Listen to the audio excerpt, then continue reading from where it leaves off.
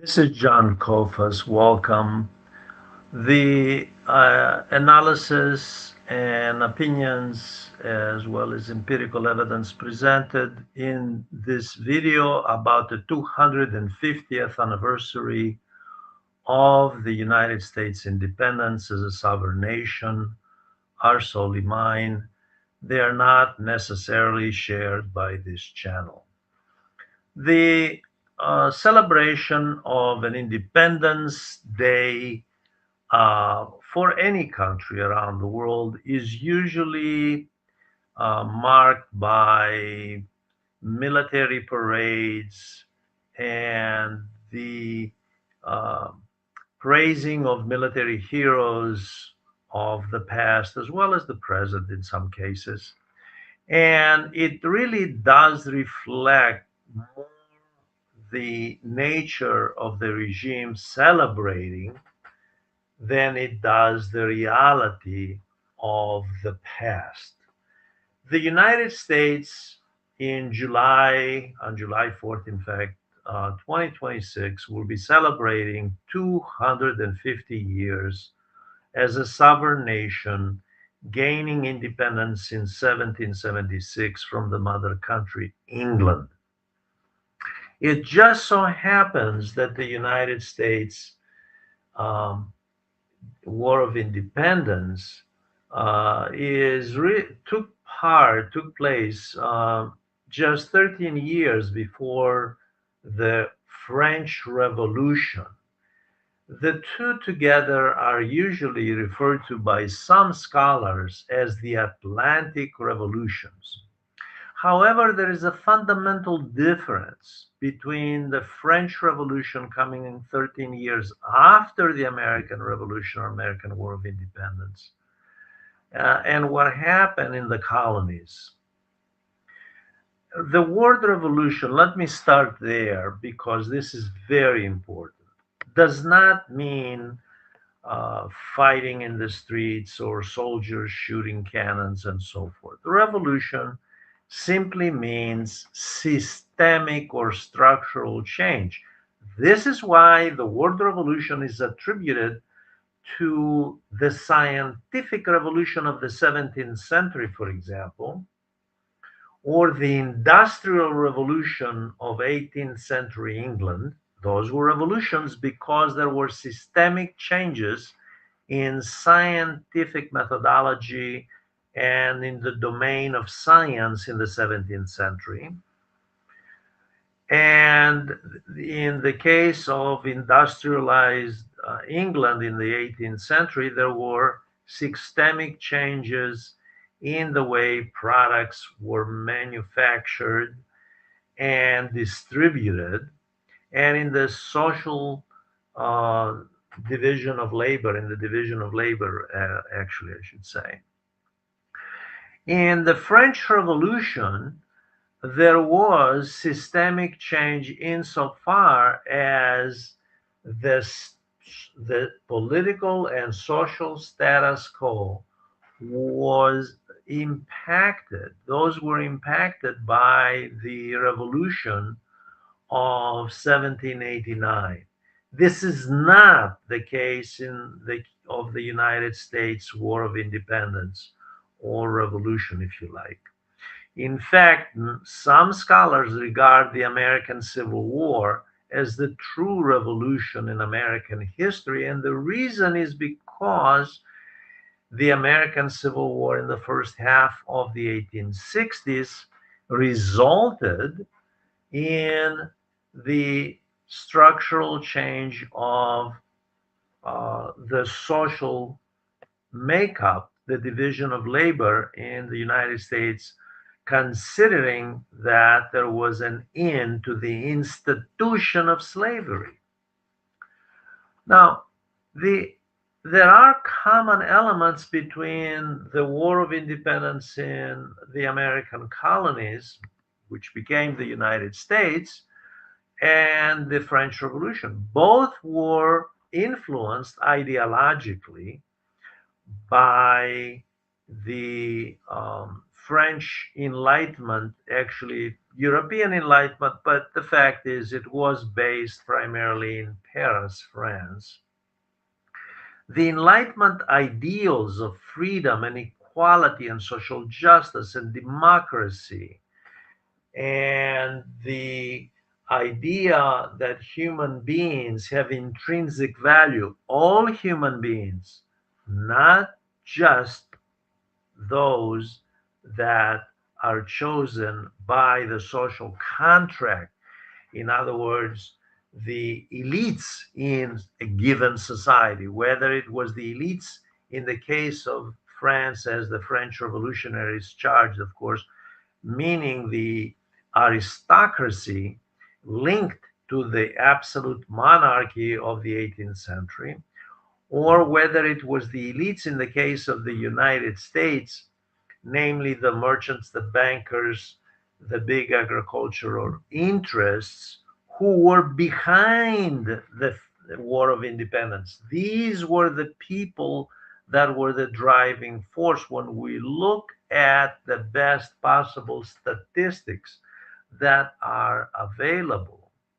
What we see is that there was no universal support for the American War of Independence, in other words, for national sovereignty, in part because people had interest in maintaining the old status quo.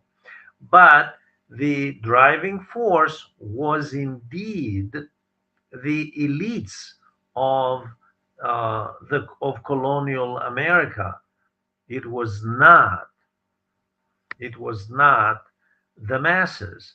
In fact, the best estimate I have seen is roughly one third of the population of the American colonies actually supported the War of Independence. This is not the case with the French Revolution, which had far wider support among the middle class as well as the workers and peasants and the serfs.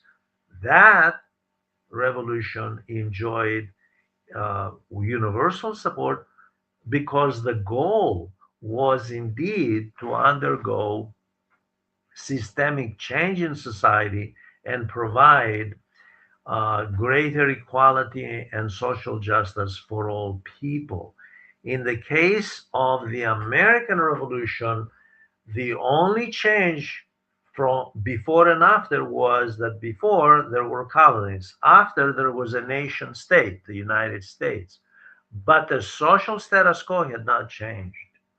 The new government that took over, although it was not a monarchy like the mother country, nevertheless changed nothing in terms of providing any sense of social justice, considering there was an institution of slavery in America. That was not addressed. Or again, if we look at the Constitution, it says very clearly all men are, meaning human beings, are created equal. And yet there were slaves in this society. Not to mention the Native Americans that were marginalized and would continue to be marginalized for the next 100 years or so, namely the so called Indians, whose land was taken away. The other thing we have to look at here in the Atlantic revolutions, and then I'll move on this point in comparing revolutions, is what was the goal of the French Revolution versus the American Revolution? The goal of the French Revolution was to create a more just society, to unleash the creative potential of society, and to have France modernize institutionally by creating such a society and to catch up with England, because toward the end of the 19th century, the French were well aware, especially the middle class, merchants, bankers, and so forth, were well aware, the intelligentsia, that across the channel, the English Channel, there was a country that had industrialized. And that country had undergone a political revolution a century before, namely the Glorious Revolution of 1688, 1689. So the French, the goal of the French was systemic change in order to undertake modernization of society, unleash the creative potential of its people, and in the process, grant them more rights, more freedom, and um, greater social justice. This was not the case of the elites who were the driving force in the United States American War of Independence, the War of Independence, the American War of Independence. Their goal was to free themselves of the restrictions that the mother country had placed on them in everything from banking to trade. By the way, they had trade restrictions on them, trade routes, specific products they were supposed to trade, as well as expanding territorially beyond the Ohio Valley. So what you have is restrictions on the colonists in every domain. And so, from monetary restrictions to how they would conduct trade, to how they were planning to become richer by acquiring more land and so forth. So the goals of the American War of Independence were the goals of the elites versus the goals of the French revolutionaries, which were the goals of the masses. The bourgeoisie, that is the middle classes, as we say, the middle classes, but also swept up in all of this were workers as well, who would uh, who would be uh, deriving some benefits as well from that revolution, because clearly the French Revolution was a bourgeois revolution, it was a middle class revolution. So this is an important distinction. Now, the, um, the fact is that the celebration of a country, the way a country celebrates its War of Independence in the United States, I'll talk about how the Trump administration has decided to celebrate the 250th anniversary. But the way a country usually celebrates is really reflects the values of that government at the time that it is celebrating. Um, we don't know how the French will celebrate their 250th coming up in 13 years, but we do know that the global South countries celebrate their independence from colonial rule very differently than the United States celebrates, because the United States was a settler society. They seized the land of the Native Americans and brought slaves from through the transatlantic slave trade from Africa to the Western Hemisphere to work for plantation owners for profit, so exploiting labor. So the one way to celebrate is to celebrate those who exploited other human beings, regardless of what a constitution may say about all men are created equal, which, by the way, is something that an abolitionist, an author, and also advisor to President Abraham Lincoln um, noted in 1850, in 1852. Frederick Douglass wrote, "What to a slave is the 4th of July? This 4th of July is yours, not mine. You may rejoice, I must mourn," because there was slavery. There was an institution of slavery in 1852, in July 1852. Of course, what he was saying is that that the celebration of Independence Day in 1852, when he made this speech in Rochester, New York, by the way, was that celebration was for the whites, and it had absolutely nothing to do with the segment of the population that was enslaved. This is one of the contradictions in the so-called celebration of independence, because slavery and independence don't go together, by the way, in the maximalist definition of independence. Not to mention exactly what's written in the Constitution itself, and not to mention the principles of democracy that the founding fathers embraced, especially Thomas Jefferson. So, what we have here is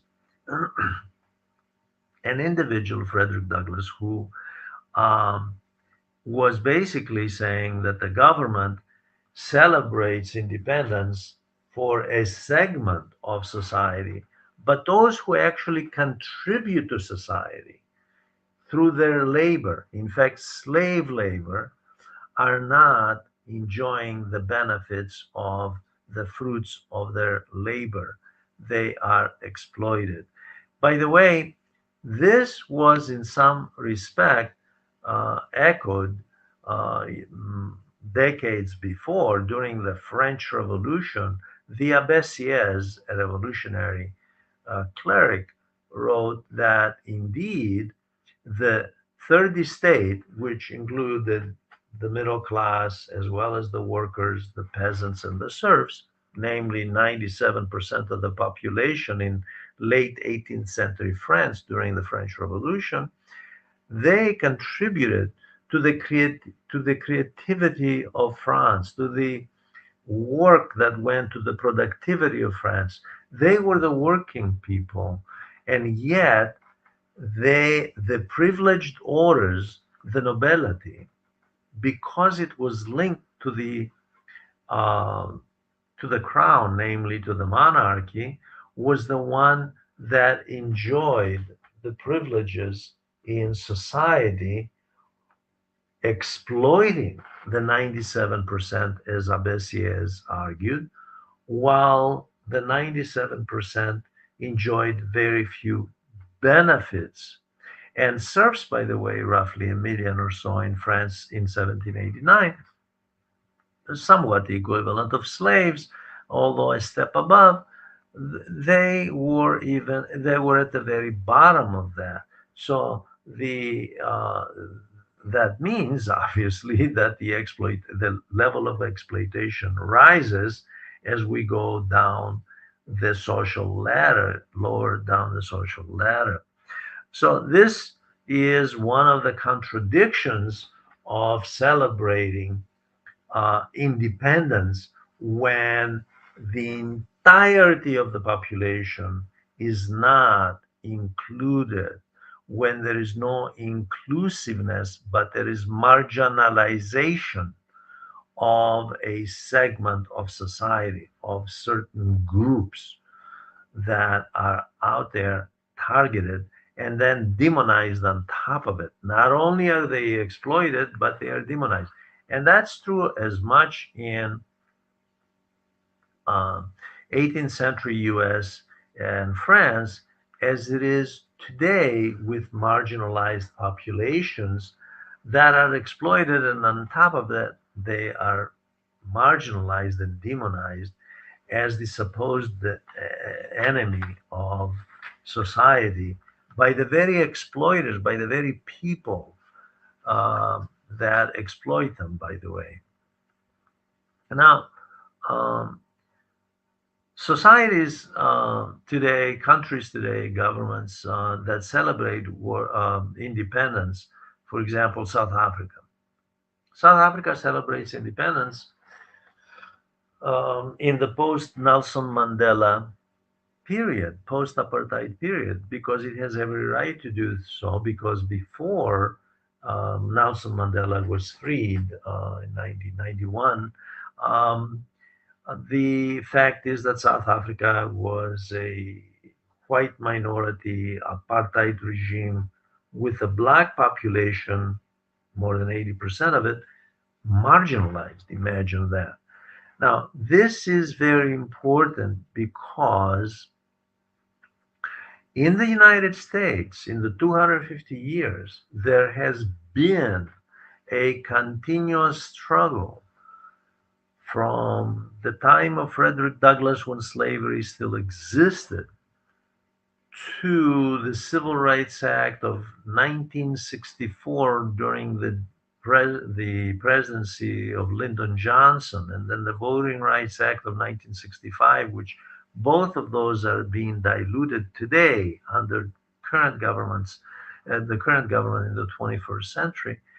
That struggle to achieve social justice for all people and to end the marginalization of a segment of the population, in this case, African Americans, is also part of the celebration of independence of the 250 years.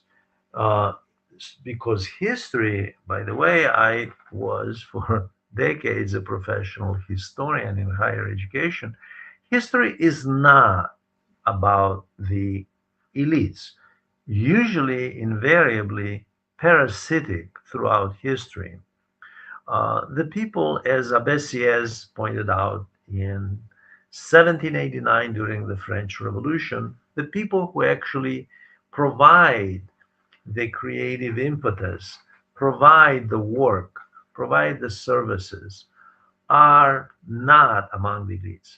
Those people are the leisure class elites. The people who actually do what constitutes civilization are in the lower strata, in the middle strata of society. And so the question is, what does it say to the world and to the society itself that's celebrating when a society and the world is celebrating those elites that exploit and have exploited historically? And I've explained who the driving forces were behind the American War of Independence, which was a national sovereignty movement. That's all it was. The idea was we want to be a nation state so we can determine monetary policy, fiscal policy, agrarian policy, merchant policy, trade policy, and so forth, so we can make more money, that our class can make more money.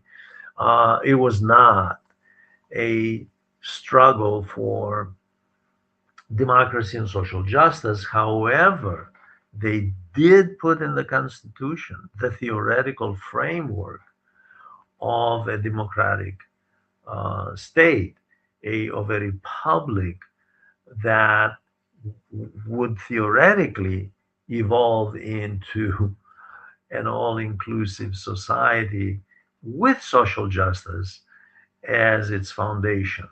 Obviously, the history of the United States is what we need to examine, not the theoretical framework and the rhetoric about um, the how this is the greatest democracy in history and so forth. Because in the last analysis, what matters is indeed the material conditions of a society as a whole and the inclusiveness of all that. Now, there's another point here that, since I mentioned the material conditions, that's very important for America. America, indeed, was a great experiment in the last 250 years, and its history is a melting pot. Many American scholars believe that there are many Americans, many Americas. There are different Americas. There are different cultures. It's a multicultural, very diverse society.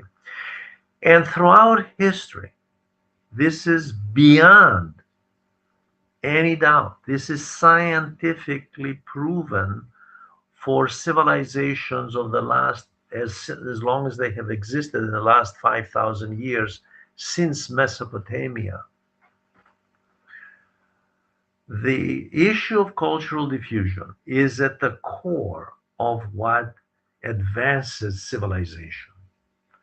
In the case of the United States, this is very important because the United States benefited greatly as it was enriched by a diverse group of people contributing to its society from all over Europe, not just the Northwest Europeans, white Protestant Europeans, but all over Europe, Eastern Europe and Southern Europe included, which is not necessarily white, which is not, it's white, but it's not Protestant, um, Anglo-Saxon Protestant, I should say, um, Latin America, okay, Asia, Africa, all of these people, when you look at American civilization, every field from architecture to music to food, cuisine, everything, every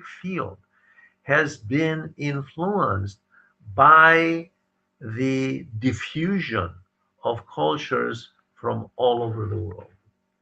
And this enrichment was made possible because exactly because of the country's makeup as a melting pot. Uh, the idea that a single group, namely the white Anglo-Saxon Protestant, can take credit for the civilization of 250 years to the exclusion of the rest of the population from the rest of the planet is scientifically inaccurate and obviously absurd because it doesn't reflect reality. It's very simple. Now, the greatest trait in the United States indeed has been the receptiveness to cultural diffusion in history. And this has also been its greatest challenge because there has been historically resistance to accepting um, diverse groups. And this is true to this day with Latinos targeted, minorities targeted, Muslims targeted for a variety of reasons, largely to deflect from the calamities that befall society, and we have to blame someone. Why not those at the bottom who are marginalized? Why blame those who are really responsible for institutional failures, namely the elites who are in charge of those institutions and whose interests the institutions serve? So what we have is indeed uh, a concerted effort in a society to accentuate the virtues and the values of the elites who are the uh, people responsible, who are the groups responsible for the society's inequities, for the lack of social justice, for the lack of peace and militarism in society, for repression, and to, in fact, celebrate the um, those groups to the and to minimize the value of of collective society of all the people making contribution, especially those who, again, I refer to the French revolutionaries, who work for a living and create for a living and enrich civilization in that society. Um, the heterogeneity, the heterogeneous nature of American society has been, and remains its richness. Its greatest asset is being heterogeneous. And the that is an element that is not celebrated in the 250th anniversary. The very element that has accounted for the all the positive developments of the history of America in the last 250 years, namely the heterogeneous nature of this country, is being minimized. In on the contrary, what we have is President Donald Trump, who decided to celebrate the 250th anniversary by setting up a group called Freedom 250 Committee. And this committee is made up of people who are loyal, obviously, Donald Trump, and this is to be expected. All presidents would do this. And to essentially um, put people there who would raise money, and people, and some of those people who are on this committee are themselves millionaires and billionaires, but raise money for political and commercial reasons. In other words, the very Freedom 250 Committee is itself a commercial tool, and the celebration, the 250th anniversary, is itself a something that has been commercialized and has been used in order to basically bring in money for political and other reasons, and to at the same time celebrate the achievements of the oligarchy in America, the elites in America, not the collective contributions, creative and productive contributions of all people in society in the last 250 years, not the people who have been responsible for contributing so much to American civilization, everything from the arts and letters to engineering and architecture to the field of medical science to working as construction workers or cleaning crews and so forth. Not those people, not the people actually uh, doing the work and doing the creative as well as manual labor work, not those people, but the parasitic groups, the oligarchy, the elites, who basically derive the benefits from the creative endeavors and the productive endeavors of society. That's what's celebrated. And this is a sharp deviation from the ideals of 18th century enlightenment on which the United States was founded as a country. Now, the theme that has been chosen, this is very important, by the Trump administration for the 250th anniversary is freedom, a great concept, except that freedom can be deceiving because the greater, under the capitalist world economy, the greater the wealth of an individual, the greater the income of an individual, the greater freedom that individual has. That's the reality. Freedom, let me just give you an example. Since I was in higher education, I saw this with my own eyes. The more money an individual's family had, the more freedom that student, that college undergraduate had in choosing the best schools money could buy. It's just that simple.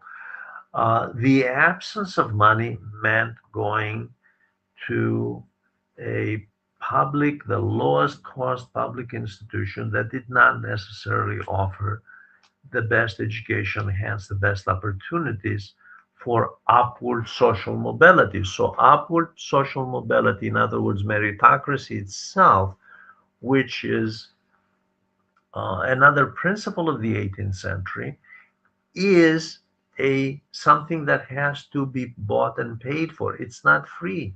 It has to be paid. How do you achieve?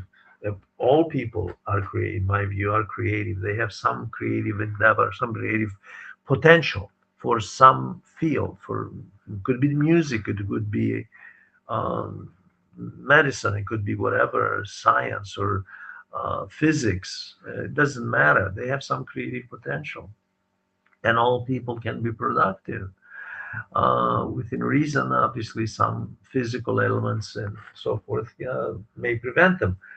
However, in order to cultivate the creative potential, training, educational training is necessary, and that costs money.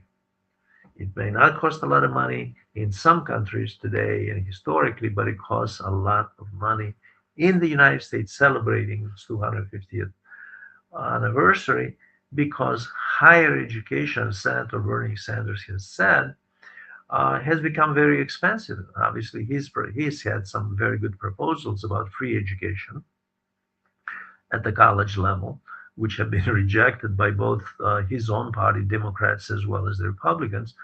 But cultivating meritocracy, the talent, the creative potential the individual has, which is what enriches civilization and enriches society, is not, it does not come without money. You have to spend money for that. So the fact is, talent is bought, and the the idea that somehow there is a sense of objectivity connected to meritocracy is not.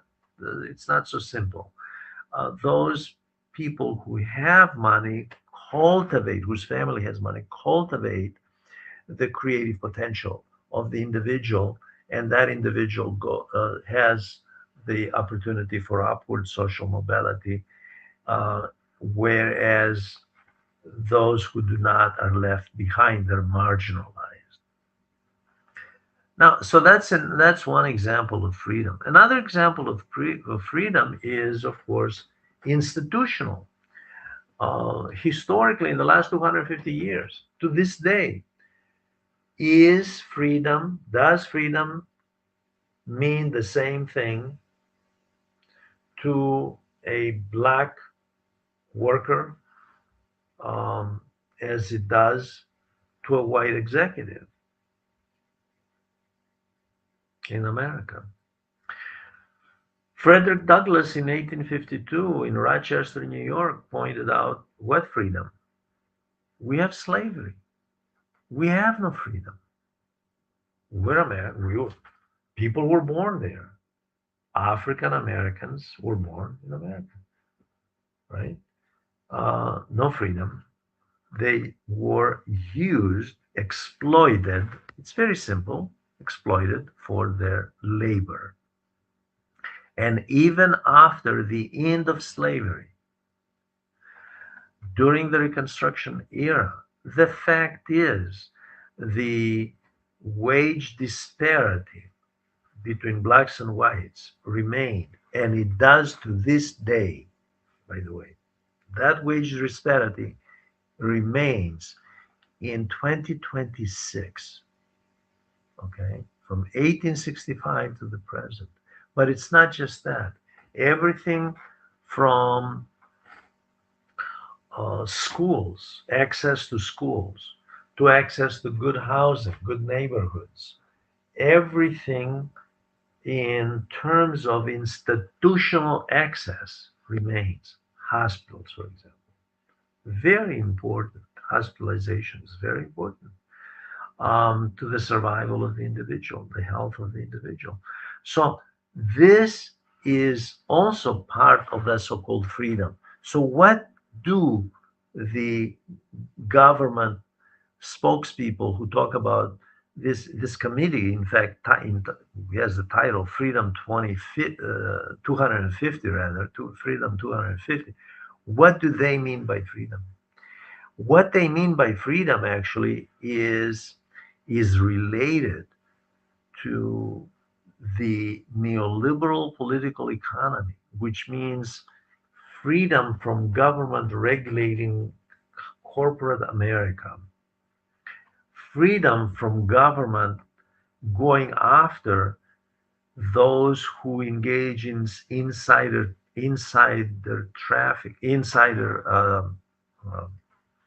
trading in the stock market, freedom from government regulation for those engaged in transactions, whether it's in securities or in cryptocurrency, that are fraudulent. What they mean is freedom from government regulating for those who pollute. So the concept of freedom is not the ideal that the French had in mind during the revolution, namely linked to democracy and social justice. It's not that kind of freedom. They are talking about more privileges. So this concept of freedom is linked to augmenting privileges they already have all in the for those in the oligarchy, for those, as Senator Sanders and others call them, for those in the elite. They are not interested in extending freedom to the Latinos that Homeland Security is going after because they have entered the United States without the proper paperwork, or regardless if they have been there for decades. That doesn't matter. Um, Freedom does not extend to them. Freedom does not extend to those who are critics of U.S. foreign policy, whether it comes to criticizing U.S. military aid for Israel pursuing genocide that is it has in the last couple of years in Gaza, or the war in Ukraine, the proxy war in Ukraine, instead of reaching a diplomatic settlement, or the most current since February 28, 2026 this year, in Iran, a war of choice that the vast majority, more than two-thirds of the American people, are opposed to. Critics of that, and by the way, it's not just Republicans, it's also Democrats. So what we have is the concept of freedom does not extend to dissidents. Can there be a democracy in the absence of tolerating dissidents? Voices that express a difference of opinion with regard to policy, both domestic policy and foreign policy. Can there be a democracy in such case? Can there be a democracy when the policies of a government that claims to the label of democratic, so the U.S. claims, the elites in the United States claim the U.S. is the greatest democracy on earth. Fine. Is it ranked that way by um, international organizations that monitor specific measures, specific metrics on what constitutes democracy? Um, when we look at the United States, and repeatedly in the last few, under both Democrats as well as Republicans, repeatedly the U.S. ranks as a flawed democracy at best. And when we see the reality that the American people themselves, even if international organizations rank them that way, let's put that aside. Okay, maybe they're biased. Okay, fine. The fact is that the American people themselves agree that the United States is not the ideal democracy of the founding fathers. This is in public opinion polls. They maintain that the United States is closer to an authoritarian regime than it is to a democratic society. They are well aware of this. Some of them, by the way, embrace it. They have no problem with it. Yeah, fine. This is what we need to do. Because they place power of the elites, which perhaps they want to emulate and they want to join, and they have a sense of identity with the elites. This is not unusual. Um, so they have no problem supporting that. However, that is the reality. Now, the Freedom 250 Committee and the administration, the Trump administration, interestingly enough, is celebrating in a grand fashion not so much the collective civilization of the American people in the last 250 years, including those who were slaves, including the Native Americans, including the Latinos. By the way, just for the record, Latino population, let's look at demographics, 19% of the American people, blacks 15%. By 2050, they will be the majority. Brown America will be the majority in just a couple of decades. This is a concern to the white Anglo-Saxon Protestant elites, as well as those whites who are not necessarily white Anglo-Saxon Protestants that agree with that as well. Now, the administration and its supporters have decided to celebrate in a grand fashion. The Trump administration wants to build the 250 feet tall arch, like the Arch de Triomphe in France, um, which will essentially be facing Arlington Cemetery in Arlington, Virginia, right across the river from Washington, D.C. And this kind of monument has raised a lot of eyebrows, by the way, because the question is, what is this monument trying to say about the nature of American democracy, a pluralistic society, a society, as I said earlier, whose greatest asset in its history has been cultural diffusion, the heterogeneous nature of this country that has enriched its culture through many cultures coming together in America. The other thing is, of course, the White House ballroom. A lot of press about this, a lot of controversy over this, and of course, by the way, in both of these cases, the taxpayer has to pay for these monuments that are built as monuments, or in this case, the ballroom is a hall for receptions for the oligarchy, both domestic and foreign oligarchy, the elites, the very wealthy and powerful people visiting um, and projecting an image of power. This is very ironic because the United States, by the way, in the mid 2020s, right now, is in decline as a society. First and foremost, its economy is taking a backseat to China and the China-led BRICS group.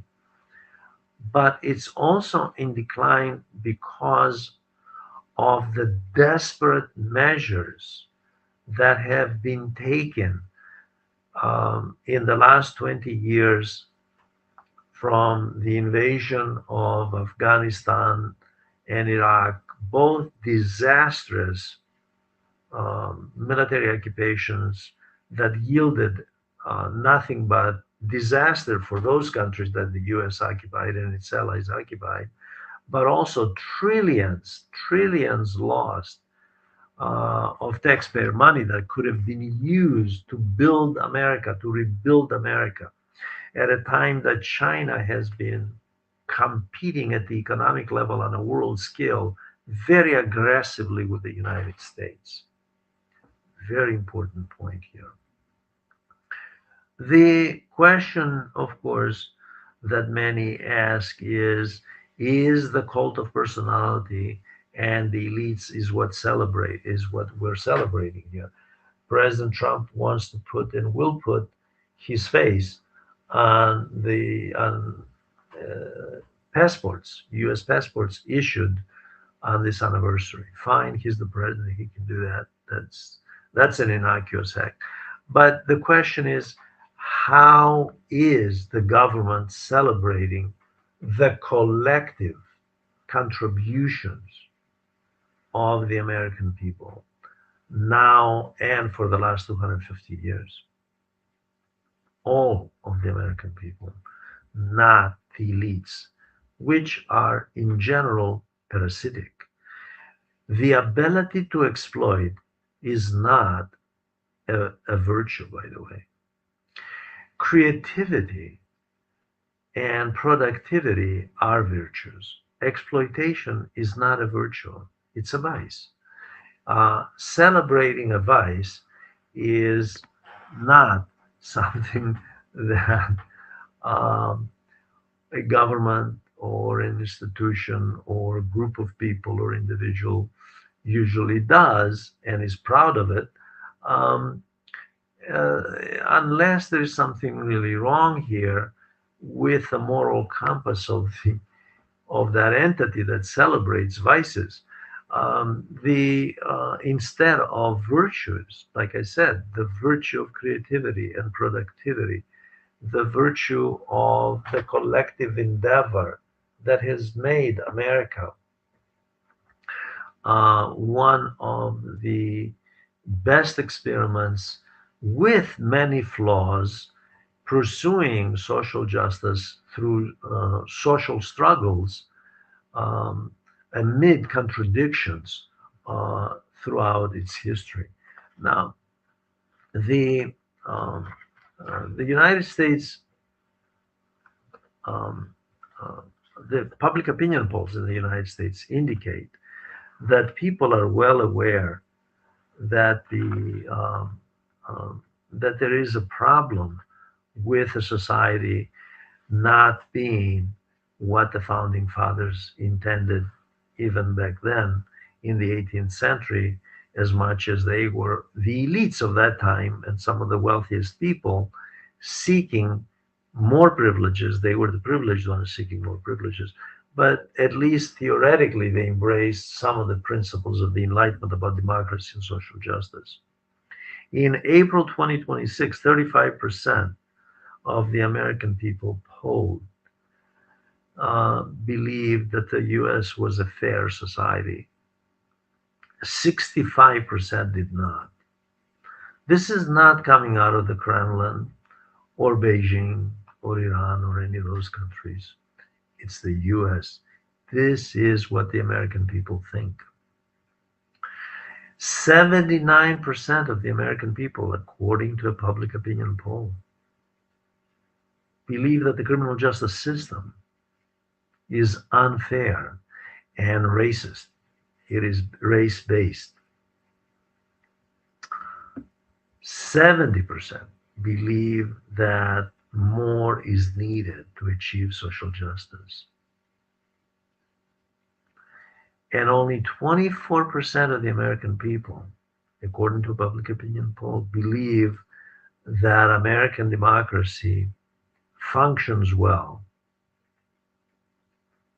And still a lower number, just 19%, think that America is a model of democracy and social justice for the rest of the world.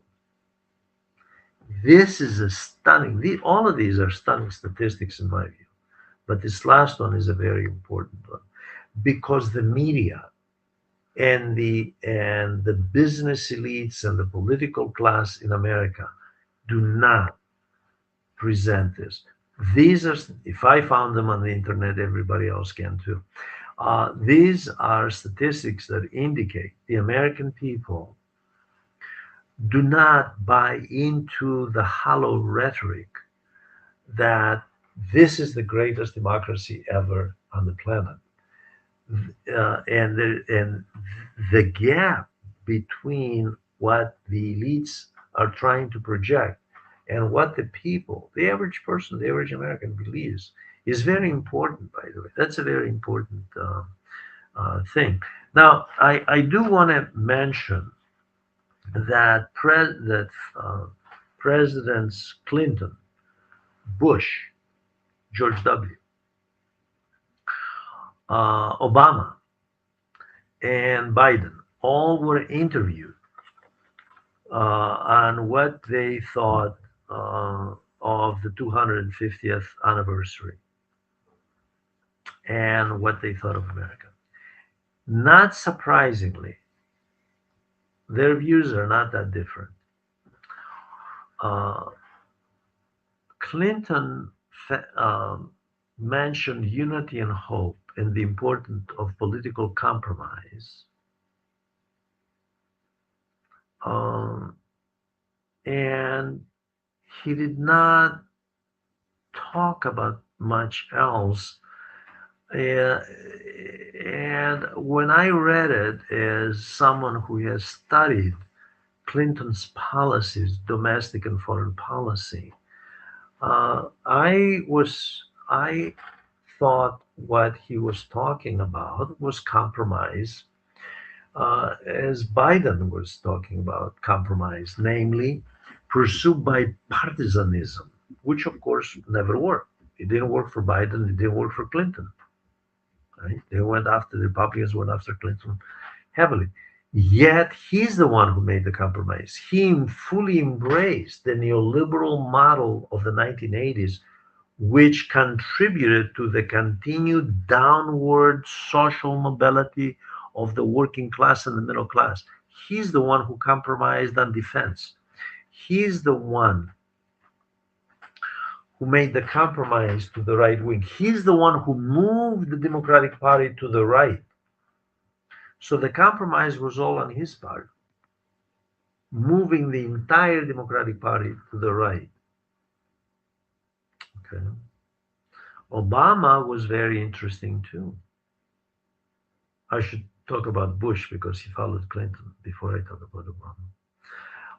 Bush talked about optimism and hope for American citizens, and he urged American citizens, I mean the American people, I should say, to participate in democracy. But he stressed the rule of law and pluralism. Now, I commend him for stressing pluralism, but the rule of law, the US doesn't follow the rule of law, whether domestically or internationally. Now, to his credit, he said, well, this is what we should stress, rule of law. Okay, so actually, of the four, I think he is more credible in this regard because he recognized that the United States had deviated from the um, the two principles of that made society, American society, as great as it was, at least during the Truman and Eisenhower era when America was at the zenith of its power, and that is citizen participation and rule of law and pluralism.